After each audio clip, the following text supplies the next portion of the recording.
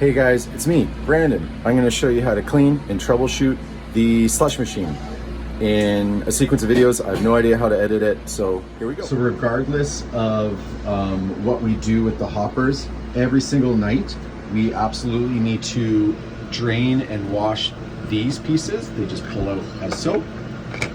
We also need to clean the nozzle, pulls down as soap.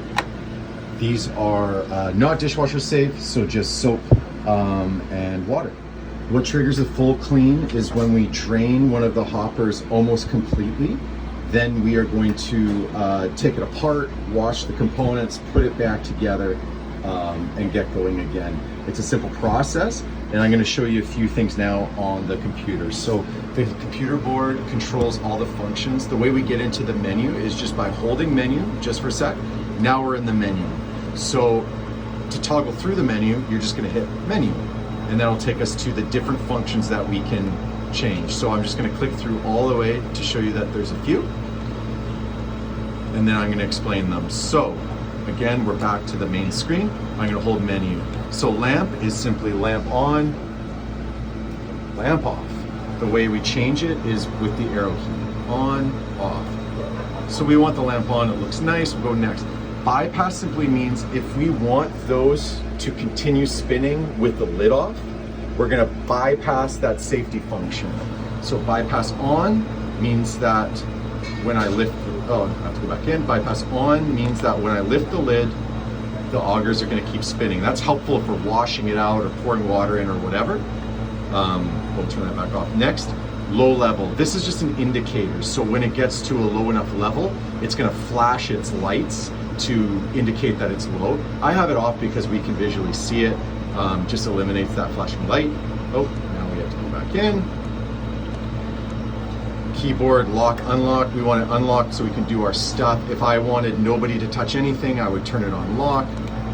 Washing. So this is important. Washing means that if I turn washing on, it's gonna stop freezing. So when I pour water in it, when we drain it out and stuff like that, the little plate on the bottom is not gonna be cold. So that's helpful because we don't want to ruin the machine. So when we're gonna do our cleaning cycle, we wanna turn washing on. Now it's kind of stuck on this screen here. So to turn washing off, again, we just hold that button, we hold menu till we get to washing, and then we're gonna turn it off.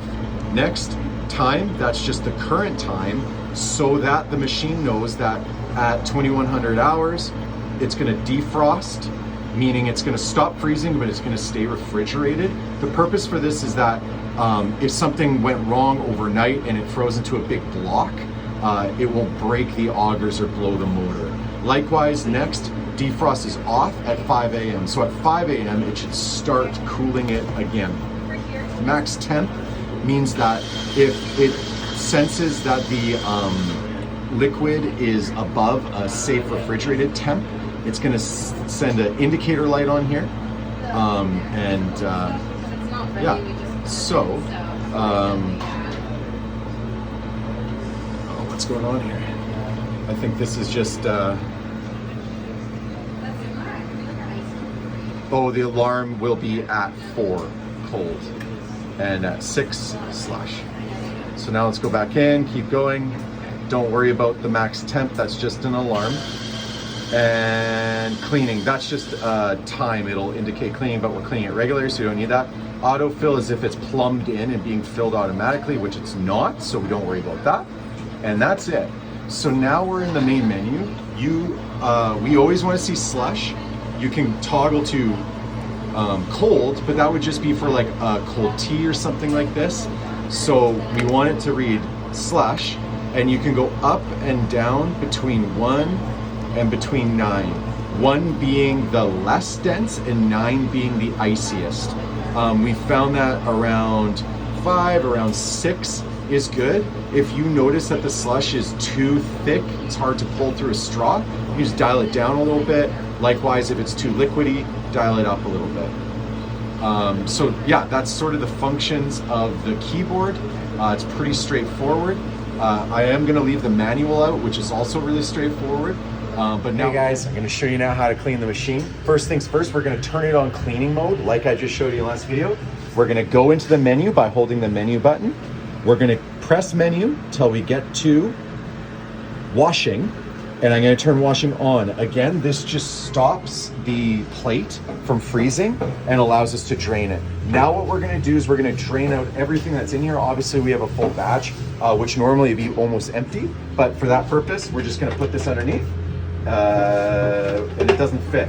So what I'm going to do is just take off this slick handle just by pulling it up from the bottom and lifting it away. So now we got more room. The other thing I'm gonna do is take this nozzle off because we gotta clean this. I'm gonna put this in the sink. And now here we go. We're gonna start draining it. Draining as so. Cool, so now we're fully empty. I'm gonna grab something to put some water in because we wanna just flush out the residual coffee, if there's any little bit of slush bits that we wanna rinse out. So I'm just gonna fill a jug with water. We're gonna open up the lid, dump it in, drain that out. That should pretty much purge the hopper, and then we're ready to go. I won't do too much because it was pretty liquidy already. So I'm gonna take the lid off, pour this in. And again, because I didn't put bypass on, it safety featured turning that off. If I wanted those augers to keep spinning while I cleaned it, I would turn the bypass on the menu. But for now, I'll just put the lid back on. Cool. I'm gonna drain this out. Maybe just give it a sec to kind of swirl around. And now we are pretty much fully drained. There's just a little bit of liquid there in the bottom.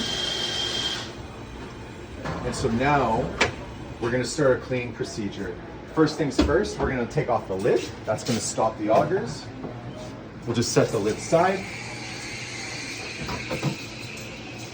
So everything is basically held together by simple nuts that are made of plastic. They go on semi-tight, but not too tight because they're just made of plastic. So what I'm gonna do first is I'm gonna take off this top nut here. Lift it away, set it aside. We're gonna rinse that. That frees up this auger. So now what I can do is just lift it up. May have to pull the machine forward slightly to lift it away. So this is the top auger. We're gonna wash this, put it aside. Now I'm going to remove this nut here behind the handle. If you can see it, all you do is just spin it counterclockwise and pull it away. We're gonna set this aside, wash it. And now there's nothing impeding us from lifting away this top thing. So it's drained, we've taken the top auger and this front nut away. I'm gonna unscrew these are just safety holder pins here. Pull those away, just set those aside. And now we're gonna lift these snaps. Lift up the second one. So now they are as high as they can go. I can just pull them down. Now my hopper is free. So I'm going to lift it away, set it aside because we're going to wash this. And that exposes the last auger. We're just going to pull this forward, set it aside because we're going to wash this. Whoops. And that little gear just fell off. That's fine. It goes like that. Cool. So now that this is exposed, like I said, this is the cooling plate. It's in washing mode, so it's not going to be actively cooling. We're gonna take a rag, we're gonna take our cleaner spray, we're gonna give it a good douse with the cleaner spray.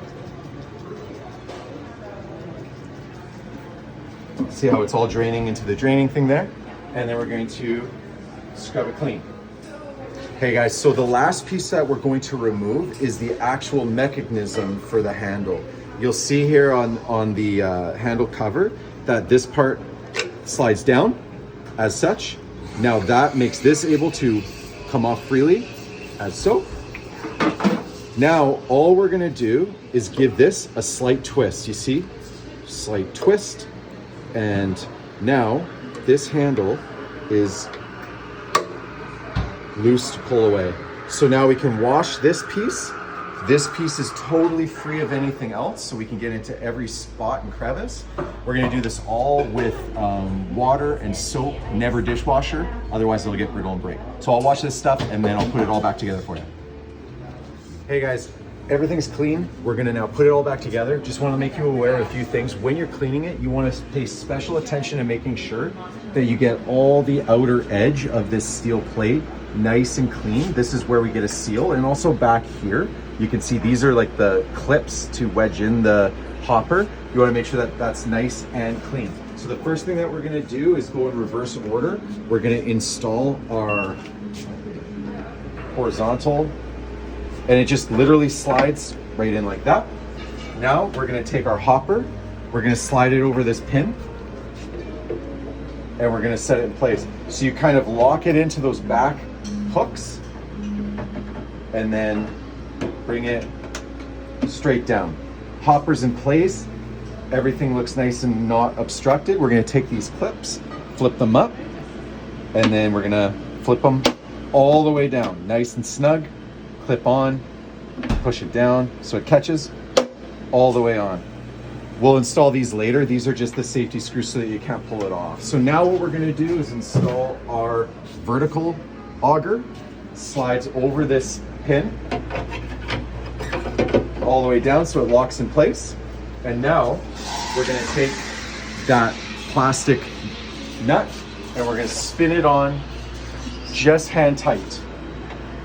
So hand tight meaning about there. Holds it nicely in place. This is the front pin. Push it through this hole. It's gonna grab all the way in and then twist it till this fly is touching that plastic. So now that's all in place. We're gonna reinstall the mechanism here for the handle. That just pushes. And remember, this is what clips on the bottom here. So we're gonna push this all the way in, and twist it till it locks in place. So this is all buttoned back up. Now we're going to grab our handle. You see that there's the crosshairs cut out there. We're just gonna twist that so it fits nicely over those crosshairs.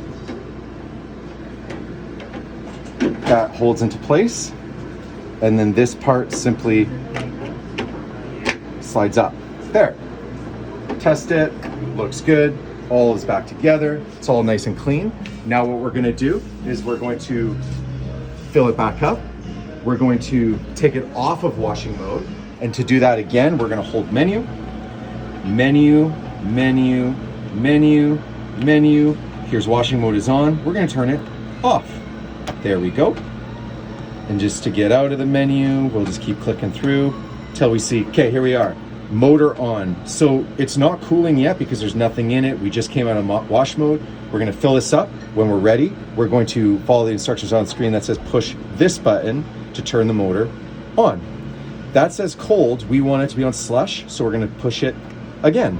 Slush, setting 7, and there you have it. I'm gonna fill it up. We'll put the lid on. We're ready to rip. Alrighty, so I put the finishing touches on. I reinstalled the little nozzle. It just slips on and off. Put the lid on. Everything is functioning. Slush is set to 7. This one was getting a little bit thick, so I changed it to 5. That's just something we're gonna have to keep our eyes on. Good idea to give a quick inspection and make sure we don't notice any leakage coming out of the seal. You can see the seal here, runs all the way around. All of that's looking good. I can already feel that it's cooling down. Few other things of note, this needs to be clear of obstruction because this is where it vents out.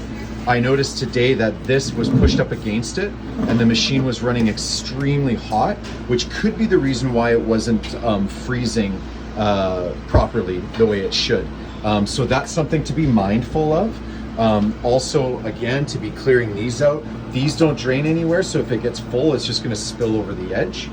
Other than that, we can put our handles back on.